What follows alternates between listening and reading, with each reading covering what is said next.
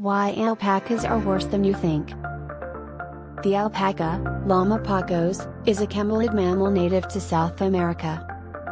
It looks a lot like a llama and is frequently confused with one. Alpacas, on the other hand, are often noticeably smaller than llamas. Both species are closely related and can crossbreed effectively. Both Vicura and Guanaco are thought to have been domesticated from their wild cousins. The Surrey alpaca and the Wakaya alpaca are two different kinds of alpaca. Alpacas are raised in herds that graze at altitudes of 3,500 to 5,000 meters, 11,000 to 16,000 feet, above sea level in the Andes of southern Peru, western Bolivia, Ecuador, and northern Chile. Alpacas are much smaller than llamas, and unlike llamas, they were bred primarily for their wool rather than as working animals. Alpaca fiber, like sheep's wool, is used to make knitted and weaved products. In South America, these items include blankets, sweaters, hats, gloves, scarves, a broad variety of textiles, and ponchos. In other regions of the world, they include sweaters, socks, coats, and bedding. The fiber is available in more than 52 natural tones in Peru, 12 in Australia, and 16 in the United States. Body language is how alpacas communicate. Spitting is the most prevalent sign of anguish, anxiety, or a desire to assert control. Male alpacas are more aggressive than females, and they tend to establish herd supremacy. In order to demonstrate their strength and authority, alpha males would sometimes immobilize the head and neck of the weaker or challenged male. When people learn that we have alpacas, the first question they ask is whether they spit. That is the behavior of their ill-mannered llama cousins. Alpaca spit is divided into two categories, good and bad. The best spit is none at all, but something grassy will hit you in the face sooner or later. It's moderately inconvenient if it's nice spit. If it's terrible spit, you'll be swearing, gagging, and sprinting for the shower at the same time. If you've ever prepared comfrey tea, you're familiar with the stench of rotting spit. The stomach is the distinction between the two forms of spit. Literally, bad spit has fermenting stomach contents swimming around, whereas healthy spit has simply reached the alpaca's mouth. Alpacas like to begin with the good because it is closer to the exit, then go on to the bad if required. It's so awful that they'll stand around with their mouths open, oozing green froth. Alpacas look to be as horrified by it as you are, but they can't stop themselves from doing it again. When you can't bear to purse your lips together, it's difficult to stay angry. What causes this to happen?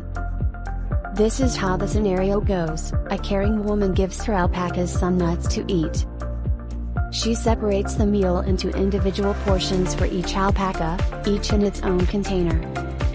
She then starts a strange-looking, unfashionable dance, darting back and forth and performing a few basic hokey-tokey motions, putting your left arm in and out, for example, as she tries to evenly spread the containers without getting spat on. However, this is not the case. At least one alpaca is unaware that they have their own container and engages in combat with another alpaca. They both raise their heads and spit up their necks, alpaca talk for "I'm warning you," generally followed by a fast spray of good spit to silence their opponent. The bat spit flies if there is still no capitulation. This is traditionally followed by the drool of disgust, which is self-inflicted. They can't eat the pellets they were fighting over since their jaws are open, dripping green evil. The good news is that there's always a third alpaca nearby who has swiftly devoured their share and is ready to pick up the pellet slack. That is, unless there is a teeny small drop of green spit on the food. Then no self-respecting camelid will touch the nuts with a barge pole. When someone gets spat on, it's generally because they're at the wrong place at the wrong moment. This is due to the fact that, perplexingly, alpacas do not usually face each other when they first get into a fight. They may if things escalate. The challenger stands at right angles to their opponent, arches their head high, and spits, while one faces straight ahead over the food source, for example, in front of the friendly person. In revenge, their opponent arches their head and spits, but unfortunately, they are not facing their opponent when they do so. They spit straight at the human, who becomes irritated soon.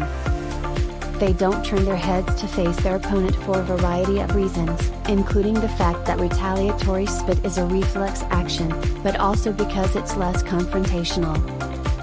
A low-ranking alpaca, on the other hand, is unlikely to challenge for food in the first place.